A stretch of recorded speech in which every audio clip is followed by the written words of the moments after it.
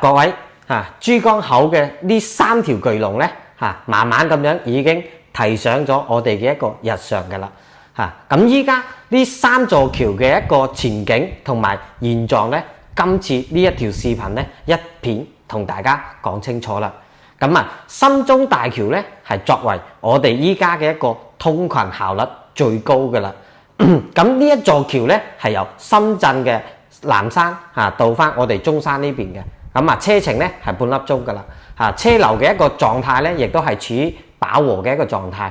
呢一座橋嘅咧就係直接利好翻我哋中山呢一邊噶啦。咁其次咧再講翻我哋嘅港珠澳大橋啦。咁呢一座橋嘅話本身咧就係一個可以講話係面子工程嚟嘅。咁呢一座橋嘅作用咧就係跨境嘅一個通行啦。咁偏向商務同埋旅遊噶啦，同埋我哋嘅一個日常嘅一個關聯咧係冇咩太大嘅一個變化嘅。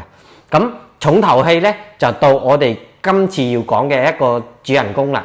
深珠通道啦。咁由深圳嘅前海啦直達翻我哋嘅珠海高新區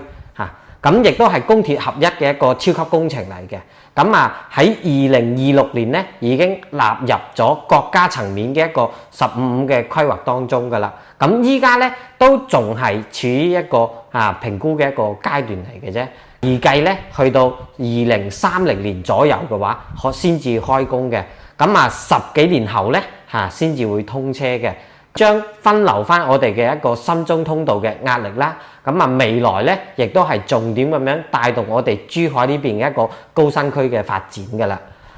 咁其實深珠通道呢一座橋嘅話，咁依家咧都仲係喺度論證嘅。咁接落嚟嘅話仲有過立項啦仲有可研啦評估啦同埋一個圖紙嘅一個初步設計啦。咁再後尾嘅話就係到公開嘅一個招標啦每一步嘅話亦都係國家層面嘅。咁由立項到批覆嘅話，最起碼咧都仲需要去到3到4年嘅一個時間嘅咧，先至開始喐工噶啦咁喐工嘅話又要等10幾年先至可以用得上嘅。咁呢一度嘅話你等唔等得起啦？咁總結翻啦，如果當下要揀嘅咧一定係揀深中噶啦。